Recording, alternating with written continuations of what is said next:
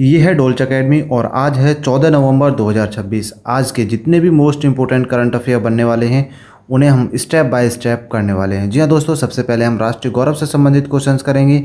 World मंच पर क्या रहा इसके बारे में जानेंगे, समाज विज्ञान के बारे में, कुछ पुरस्कार और खेलों के बारे में, इसके अलावा इकोनॉमिक और इंस्टीट्यूशंस के बारे में हम बात करेंगे। जी हाँ दोस्तों, सबसे पहले हम बात कर लेते हैं चीता संरक्षण, जो कि मील का पत्थर के रूप में सामने आया है। मध्य प्रदेश में एक कूनो नेशनल पार्क है जिसमें जो चीता है उसने 4 शावकों को जन्म दिया है जिसका नाम है गामिनी।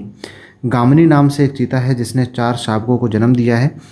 और जब से भारत में प्रोजेक्ट चीता चला है 2022 से, ऐसा पहली बार हुआ है कि किसी मादा चीते ने जंगल में बच्चों को जन्म दिया है। और गामिनी भारत में जन्मी दूसरी पीढ़ी की चीता है।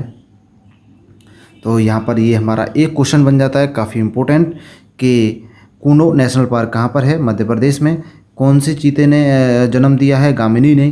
कितने 4 शावकों को दिया है और किस प्रोजेक्ट के तहत, प्रोजेक्ट चीता 2022 के तहत। यहाँ दोस्तों ये क्वेश्चंस काफ़ी इंपॉर्टेंट होते हैं, इसीलिए हम आपके लिए लेकर आते रहते हैं हर कंसेप्ट, हर टॉपिक से रिलेटेड क्वेश्चंस जो कि करंट अफेयर भी हैं। नेक्स्ट आता है नक्सल मुक्त हुआ तेलंगाना। तेलंगाना राज्य भारत का आधिकारिक ऑफिशियल तौर पर नक्सल मुक्त हो चुका है, क्योंकि अभी हाल ही में आपने न्यूज़ में भी देखा होगा 42 नक्सलियों, जिसमें कमांडर सोडी मल्ला हैं, उनके साथ हथियार और 800 ग्राम सोने के साथ इन्होंने आत्मसमर्पण किया है। सरकार ने भी इन्हें वित्तीय सहायता और मुख्य धारा में लौटने का मौका दिया है। जहाँ दोस्तों ये इंपॉर्टेंट क्वेश्चंस हम आपके लिए लेके आते हैं, तो आप वीडियो को लाइक ज़रूर करें और साथ ही चैनल को सब्सक्राइब कर लें। नेक्स्ट आता है कि अभी हाल ही में भारत के विदेश मंत्री एस जयशंकर ने 9वें हिंद महासागर सम्मेलन में भाग लिया है। जहाँ दोस्तों ये मॉरिशस में हो रहा है 9वां हिंद महासागर सम्मेलन, जिसका मुख्य है इकोनॉमिस्ट। सबसे पहले बात कर लेते हैं, इन्हें 5 भागों में डिवाइड किया है इकोनॉमिस्ट। महासागर सिर्फ एक भौगोलिक जगह नहीं है, बल्कि एक जीवित इकोसिस्टम है। और वास्तव में इकोसिस्टम, जैसे कि ईरान के इस समय हम देख सकते हैं, वो केवल एक महज एक जलडमरू नहीं है, पूरा का पूरा तेल उसी पर टिका हुआ है, यानी कि अर्थव्यवस्था टिकी हुई है।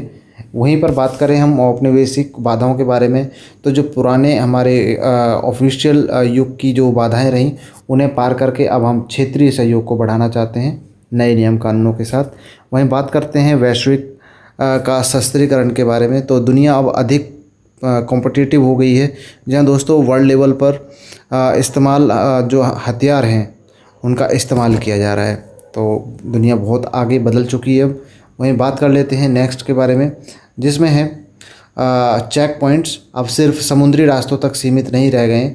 चौक पॉइंट्स हैं जो वो, बल्कि ये जो तकनीक है, वित्त, फाइनेंशियल है और ज्ञान में भी नियंत्रण में एक बड़ा खतरा है। चौक पॉइंट्स हैं जो, जिस तरह से हम देख सकते हैं स्क्रीन पर, इमेजेस के थ्रू समझाया जा रहा है। सामूहिक लचीलापन, प्राकृतिक आपदाओं से लेकर संघर्ष तक सामूहिक लचीलापन ही एकमात्र समाधान है। जी हाँ दोस्तों, क्वेश्चन यहाँ पर मोस्ट इंपोर्टेंट ये बन जाता है कि 9वां हिंद महासागर सम्मेलन कहाँ पर हुआ, मॉरिशस में।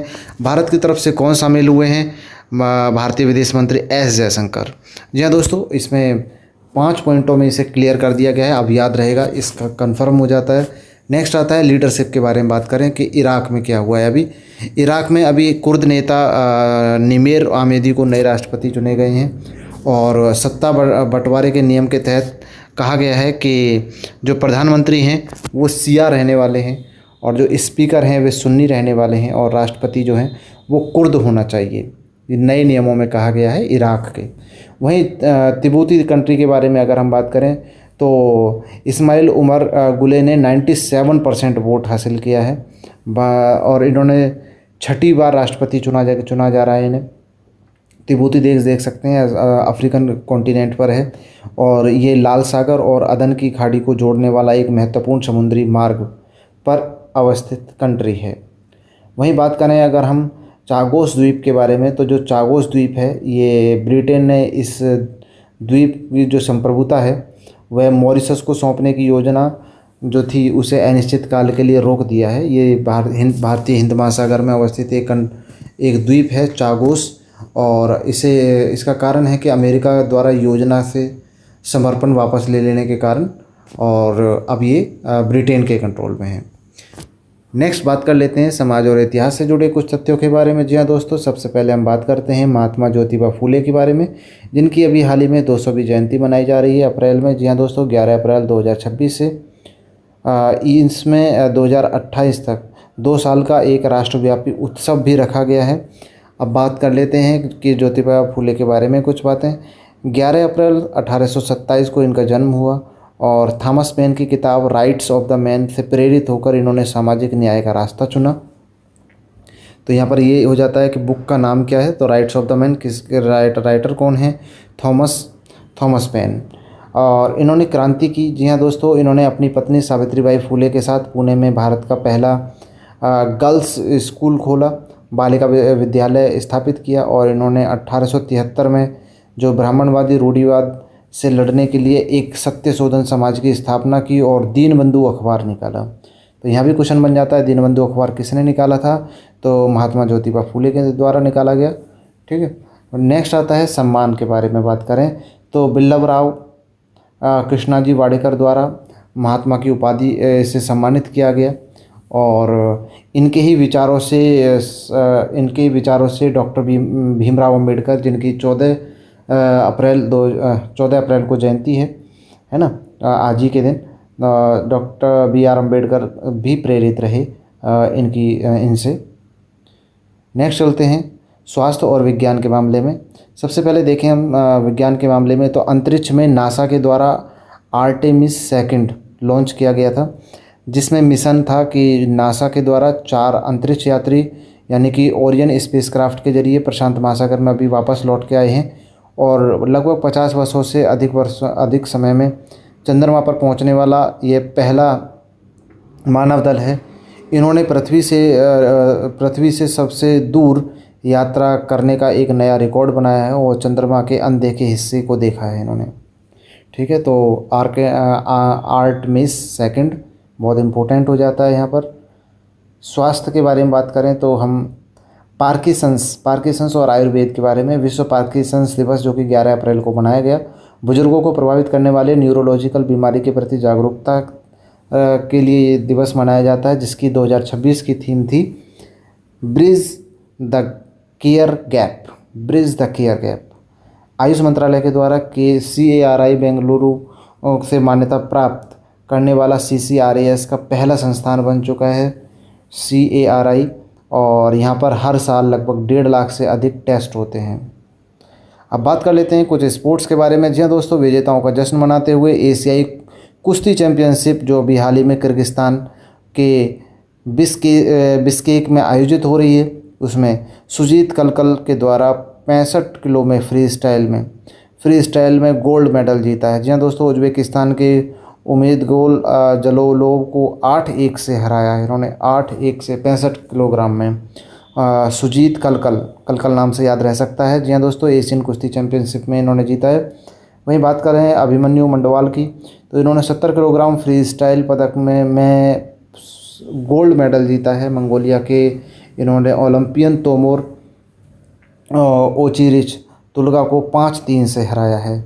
तो इस प्रकार भारत का कुल स्कोर 14 पदक तक पहुंच चुका है, जिसमें 2 गोल्ड मेडल हैं, 4 रजत हैं और बाकी के अपने कांस्य पदक हैं।